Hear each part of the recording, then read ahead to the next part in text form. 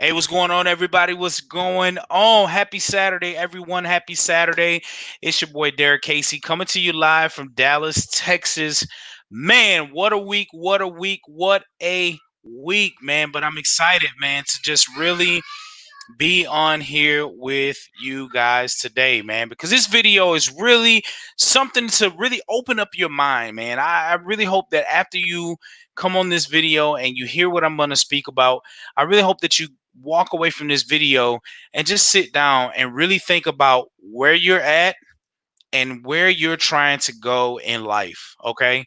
Because after this call, I just really realized a lot of things, and I'm sitting down and I'm just kind of going back and reanalyzing some things in my life that I need to change, so that way I could take things to the next level. So we're gonna take a few minutes here. We got some people hopping on, and you know what I'm saying.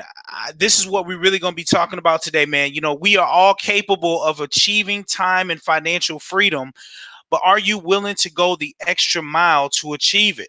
Okay, that's what we're gonna be talking about, and I'm gonna use kind of my story as leverage to be able to encourage you guys to really start analyzing where you guys are at and start putting together a game plan on what you need to do next to achieve that time and financial freedom that everyone wants in life. All right, so let me go in. I'm gonna go and invite some people real quick. So if you got some people, invite them onto this video, man. I would love for you guys to get on and share some of your thoughts, some of your experiences, just some different things like that. So bear with me here. Let's go over here and do this. Do, do, do, do, do.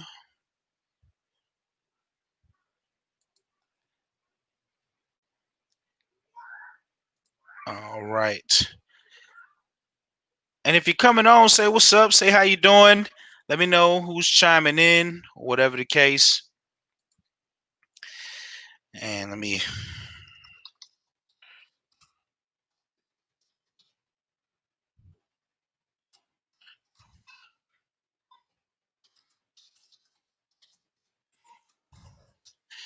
All right, so I just sent out some invites there. So we'll give it a few more minutes, let some people hop on, and I'm gonna just talk with you guys, man. This is just like some heart to heart talk. You know what I'm saying? From brother to brother, from brother to sister, just some real, like, just wholesome information that I'm sharing with you guys today. Because that's just who I am as a person. I love to just kind of get rid of the fluff and the hype, and just kind of get down to what it is, man. Like where we at in life. And I'm just really excited. So let me go ahead and dive into it. And if you're coming on, I appreciate you hopping on. If you watch this on a replay, hashtag replay, whether you see this on Facebook or whether you see this on my YouTube, I would love to connect with you after this video if you have any questions. Okay.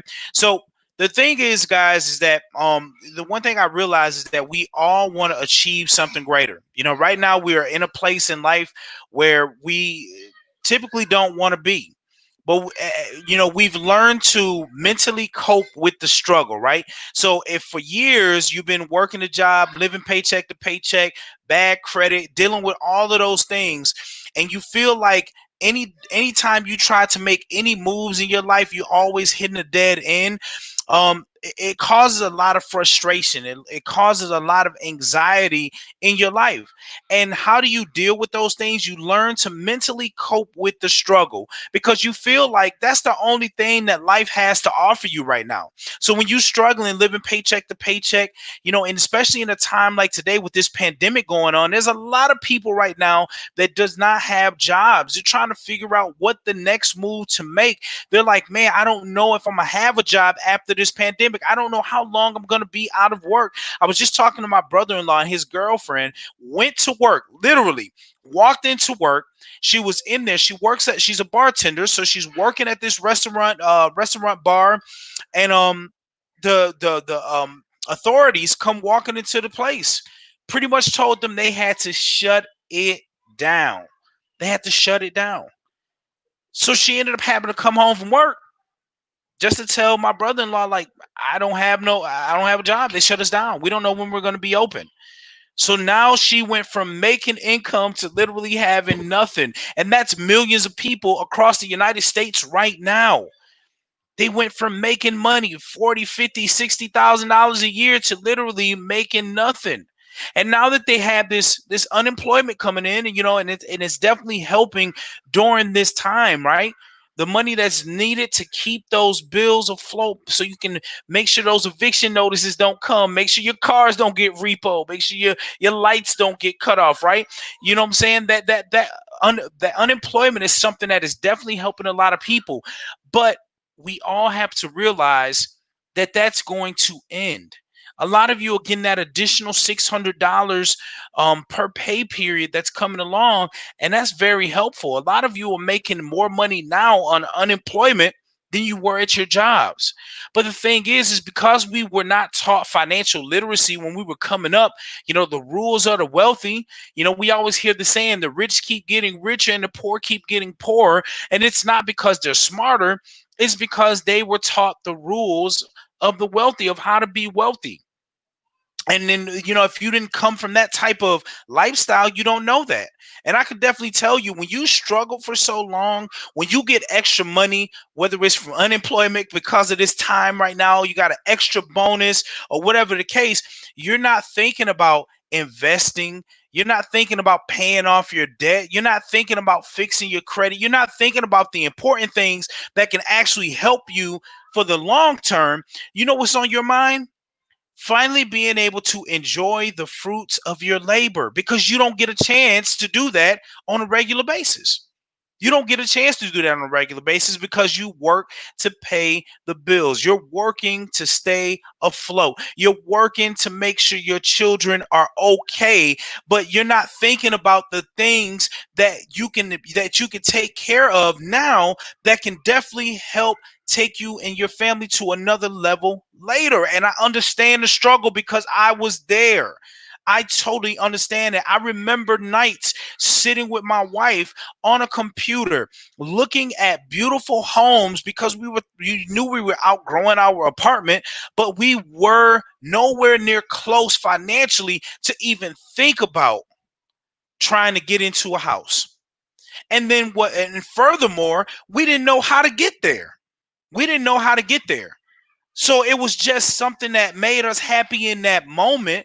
But when we shut those laptops down, we put the phones down, it came to reality, right? That, man, we got to make some changes. And how do we do that? How do we do that?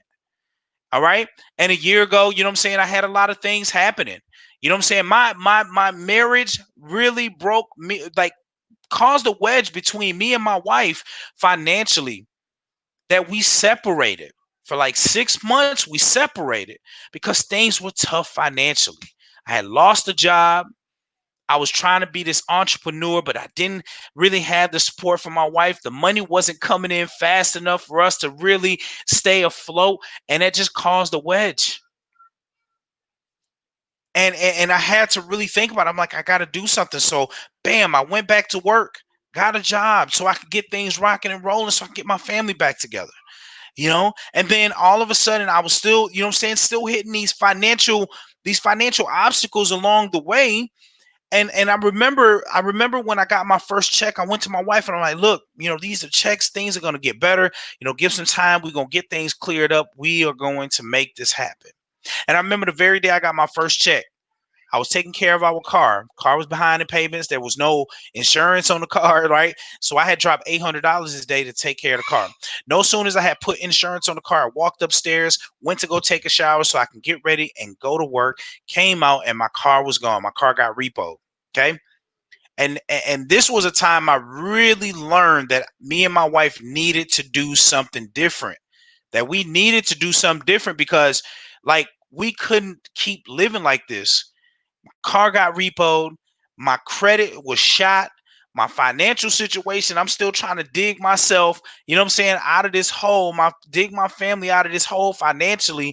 And the one thing that I learned, guys, is that when you are not like conscious of what's going on with your financial situation, you know what I'm saying, you overpaying in taxes, you got bad credit, you know what I'm saying, you're buried under debt, all of these different things, you have no leverage in life.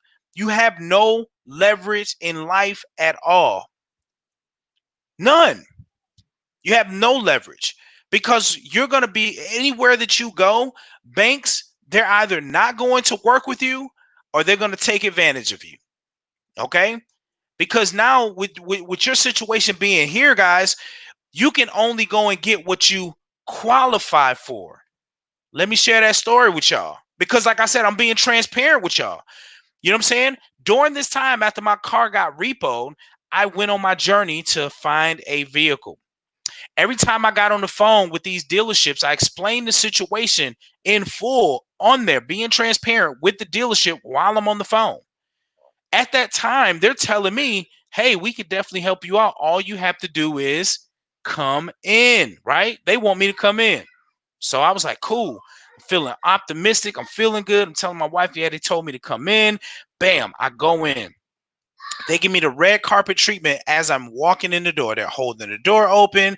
Hey, Mr. Casey, do you want something to drink? Let's get you comfortable. Let's get you sitting down. All of these things. And then it wasn't until they started asking me for my information, right? Now, I know that my credit shot. I know my financial situation is, whatever, but I ain't saying nothing. I go up in there. I sit back in the chair like things is about to happen. As soon as they get my information, put it in the computer, all of a sudden it was like it got dark. You know what I'm saying? The blinds started fluttering. You know what I'm saying? A couple of the computers started burning up because they put my information. They put my information in, right? And then they got to come back, and now they got to drop the bad news on me, right? So the first question they asked, do you got a cosigner? I don't have a cosigner, right? Then they're saying, hey, do you have this type of money to put down on this vehicle? Didn't have that type of money.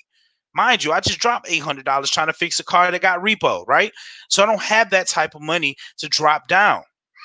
And then in this time, guys, I was literally getting denied every place. And in this strip that I was on, man, like it was crazy. It was a street. And on each side of the street were dealerships.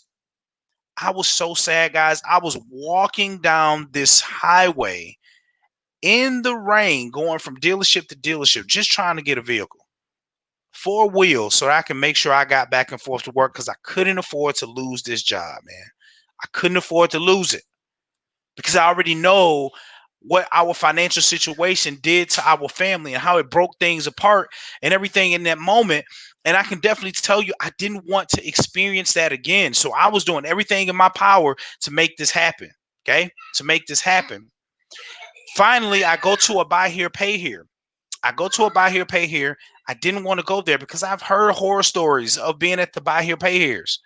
But that's the only place that I could qualify to do anything. I go in there, I sit down, the people were really nice. They sold me a 2012 Chevy Malibu. Okay. Chevy Malibu was good.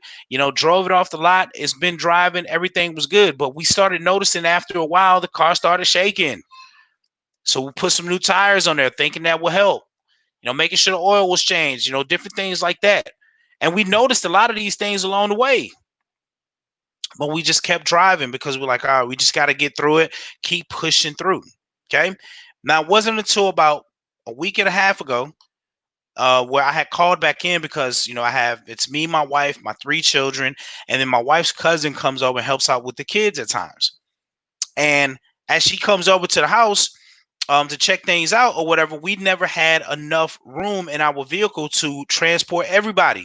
So I called into the dealership that I got my Malibu from, and I was like, hey, is there a way for me to be able to trade this in and then get a bigger vehicle so that way I can have more room? So they told me at the time, my account manager for my vehicle told me that I had to make more payments on my vehicle, and then I could come back and they could look into it and talk about getting me into another vehicle.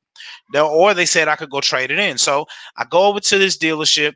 I took my car over there. I'm like, let me just go see what they could do for me. You know what I'm saying? So when I went in, I was like, listen, I don't want my credit ran 100 million times. I just really want to see what I can qualify for because I've been working, along with, MWR Financial for over a year. My credit score has been going up. So I just wanted to see. And I go in and they take my vehicle in. They run the Carfax on it, and come to find out, I was sold a car with structural damage. Now, why am I telling y'all this? Because of my financial situation and because I've been overpaying the taxes, my credit was shot, being buried under debt, different things like that. It put me in a vulnerable state. And when you're in a vulnerable state financially, it causes you to make irrational decisions. And in your mind, you think you're doing the right thing, not knowing that you could be causing yourself a worse situation by the decision you're about to make. But in that moment, you don't know that. So for me, what happened? They told me about this, and I'm thinking at that time, because of my financial situation, it put my back against the wall, and I had to take what was given to me. I had to take what I was qualified for, and that was that Chevy Malibu. And there it is. So I found out they sold me a car with structural damage. But on the brighter side of things, me and my wife came back approved for a brand new 2020 Mitsubishi Outlander. Has a third row seat, fits our family. We came back approved, and all we had to do was put down the $1,300 down payment. Came home, we prayed about it, everything was good. We went back, and that was really we ended up leaving with the vehicle, which we're really excited about. But I'm telling you guys this because this is something that you guys need to open your eyes about. Because the thing is that hold up real quick. My kid's screaming real loud. I'll be right back.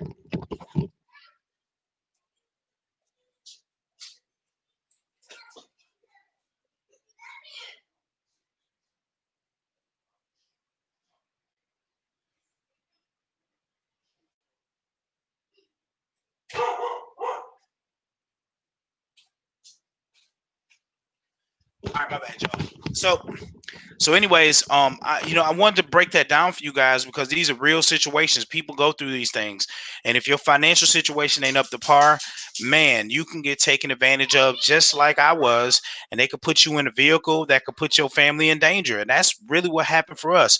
But by the grace of God, you know what I'm saying, we went into that dealership. We were able to come out of that dealership with a brand new vehicle, a safer vehicle, more room for our family, and it was all because of one decision.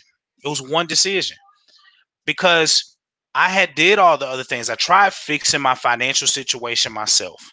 It doesn't happen. Yes, there's information out there for you to do it for yourself. You can go on YouTube, get videos. Here's the thing. The information out there can help you, but are you going to be consistent? Are you going to be committed to following up on things that change out there with tax laws and different things like that? Are you willing to go out there and go and change all of that? So that like that's like you gotta be able to stay on top of those things.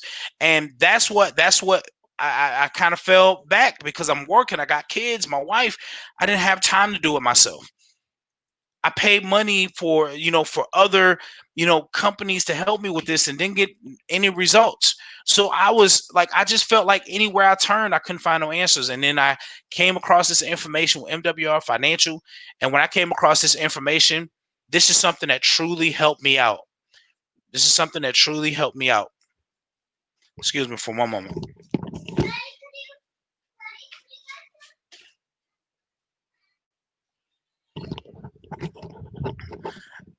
So, so for myself, this is just something. Hold up, real quick.